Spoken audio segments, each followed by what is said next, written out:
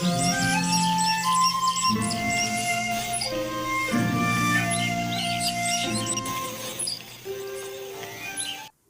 Lord, అందరికీ శుభాలు తెలియజేస్తున్నాను. అందరికీ షలోం.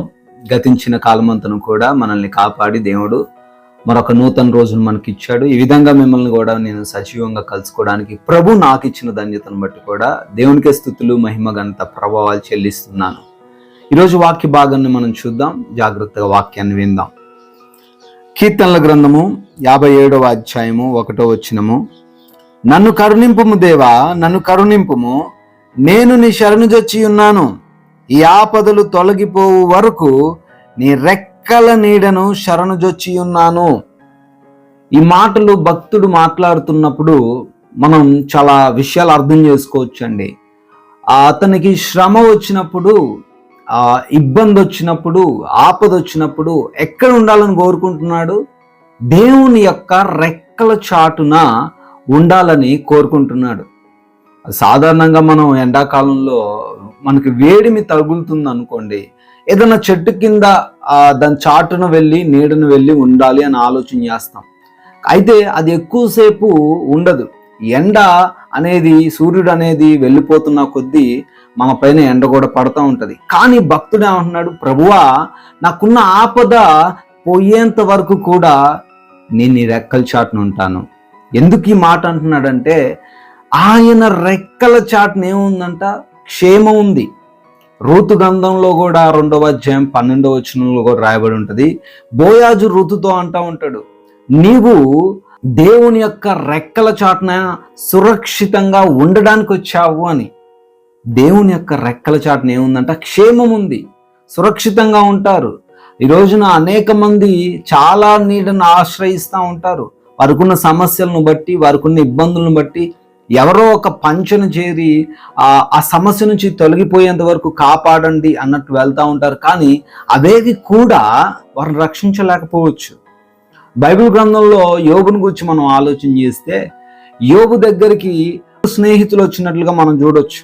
యోబుకు కూడా ఆపద వచ్చిందని వాక్యం సెలవిస్తుంది.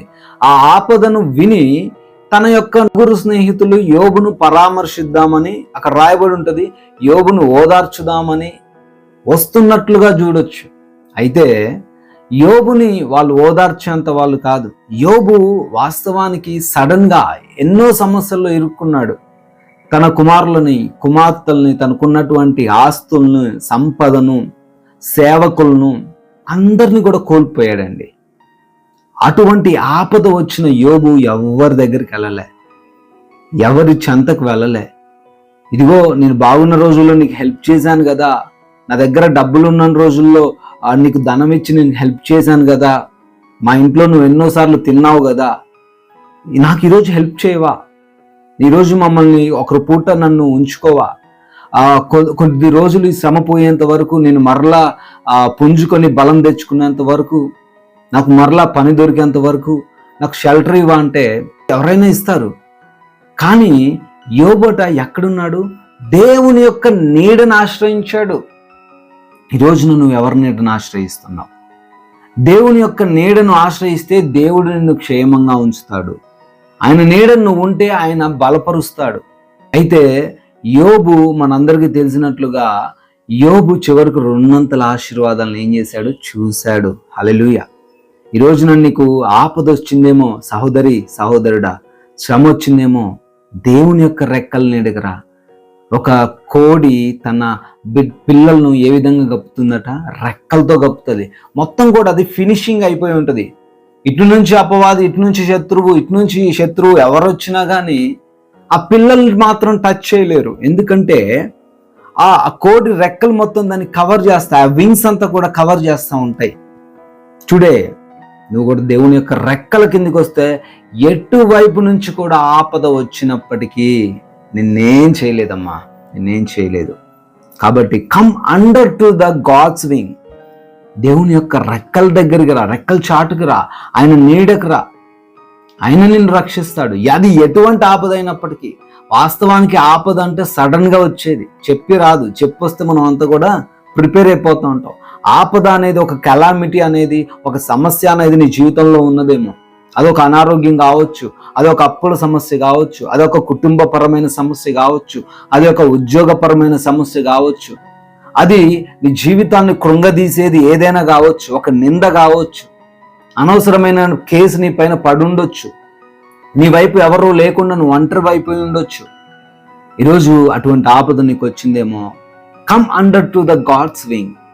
దేవుని యొక్క రెక్కల చాటుకు నువ్వు రా. దేవుని నిన్ను రక్షిస్తాడు. ఆపద తొలగిపోయేంత వరకు నీకు ఏ సమస్య రాకుండా, ఏ శోధన రాకుండా, ఏ ఇబ్బందులు రాకుండా ఆయన ఖచ్చితంగా కాపాడతాడు. యోబును రక్షించిన దేవుడు, రూతుని ఆశీర్వదించిన దేవుడు నిన్ను రక్షించలేడా? నిన్ను కాపాడలేడా? ఖచ్చితంగా కాపాడతాడు. కాబట్టి యేసయ్య దగ్గర రా, యేసుక్రీస్తు వారిని ఆశ్రయించు. ఆయన రెక్కల నీడలో నీకు క్షేమం ఉంది, ఆయన రెక్కల నీడలో నీకు ఆదరణ ఉంది, ఆయన రెక్కల నీడలో నీకు బలం ఉంది, ఆయన రెక్కల నీడలో నీకు ఆరోగ్యం ఉంది. ఆయన దగ్గర లేనిదంటూ ఏది కూడా లేదు, అన్ని కూడా దేవుడు ఇవ్వగలడు. కాబట్టి దేవుని యొక్క రెక్కల నీడలోకి నువ్వు వచ్చినప్పుడు నువ్వు ఖచ్చితంగా బ్లెస్ అవుతావు, ఆశీర్వదింపబడతావు. ప్రార్థించుకుందాం. జీవం కలిగిన దేవా స్తోత్రాలు, అద్వితీయుడు నాయన, గొప్ప దేవుడు ప్రభువా. ఎస్ లార్డ్, ఈ సమయంలో మాతో మాట్లాడారు. అవును తండ్రి, మీ రెక్కల నీడలకు మేము వచ్చేలాగున సహాయం దయచేయండి. సడన్ గా వచ్చిన ఆపదను బట్టి, అనుకోకుండా చూస్తున్న అయా మా జీవితంలో కల్లోలమైనటువంటి పరిస్థితులను బట్టి మేము దిగులు చెందకుండా, భయపడకుండా అయా మీ రెక్కల చాటున మేము సేద తీరే భాగ్యం దయచేయండి. ఈ లోకంలోకి పరిగెట్టకుండా, ఈ లోకాన్ని ఆశ్రయించకుండా, ఎవరి సహాయాన్ని మేము కోరుకోకుండా ప్రభువా ప్లీజ్ లార్డ్ మా అందరికీ మీరు రెక్కల చాటున తండ్రి స్థలాన్ని దయచేయమని అడుగుతున్నాం. అయ్యా ఈ సమయంలో ప్రార్థనలు ఏకీభవిస్తున్న బిడ్డలు ఎటువంటి ఆపదల్లో ఉన్నారో మీకు తెలుసయ్యా. వారి ఆపద నుంచి వారికి విడుదల దయచేయండి ప్రభువా. అయ్యా మీరు రెక్కల నీడను బిడ్డలు ఆశ్రయించబోతుండగా వారందరికీ క్షేమాన్ని దయచేయండి ప్రభువా. ఏ సమస్య వారిని ముట్టకుండా, ఏ అనారోగ్యం వారిని ముట్టకుండా, ఏ అప్పుల బాధలు వారిని ముట్టకుండా, ఏ యొక్క సమస్యలు తండ్రి వారిని తాకకుండా మీ రెక్కల చాటున ప్రతి బిడ్డను భద్రపరిచి సురక్షితంగా కాపాడమని అడుగుతున్నాం. క్షేమాన్ని దయచేయమని ప్రార్థిస్తున్నాం తండ్రి.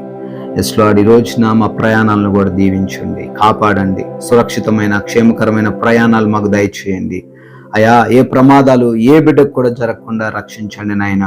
ఈ రోజున సమస్తాన్ని అనుగ్రహించగలిగిన దేవుడు, ఈరోజు కావలసిన భోజనమును, ఆహారమును, కావలసిన వస్త్రములను ప్రతి వాటిని మీరే మాకు దయచేయమని కూడా ప్రార్థిస్తున్నాం తండ్రి.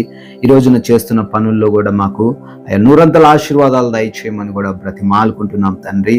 ఈ సమయంలో ప్రార్థనలు ఏకీభవిస్తున్న ప్రతి బిడ్డను, వారి కుటుంబాలని మీ రెక్కల చాటును అప్పచెప్తున్నాం. వారందరికీ రక్షణ, కాపుదల, దుర్గము, కేడమై ఉండి రక్షించి కాచి కాపాడమని, మహిమ, ఘనత, ప్రభావాలు మా అందరి ద్వారా మీరే పొందుకోమని యేసు క్రీస్తు వారి ఉన్నతమైన నామంలో ప్రార్థన అడుగుతున్నాం తండ్రి. ఆమెన్. ఈ యొక్క వాక్యం బట్టి మీరు ఆశీర్వదింపబడుతున్నారని, మీరు బహుగా ఆత్మీయంగా ఎదుగుతున్నారని మేము ఆశిస్తున్నాం. ఈ యొక్క వాక్యాన్ని అనేకులకు కూడా షేర్ చేయండి. అనేకులు కూడా వారు ఆదరించబడతారు, వారు కూడా బ్లెస్ అవుతారు. కనుక షేర్ చేయండి, సబ్స్క్రైబ్ చేయండి. మీరు కూడా రాజ్య సువార్తలో పాలుభాగస్తులు కావాలని దేవుని పేరట మనవి చేస్తున్నాను. May God bless you all. Thank you.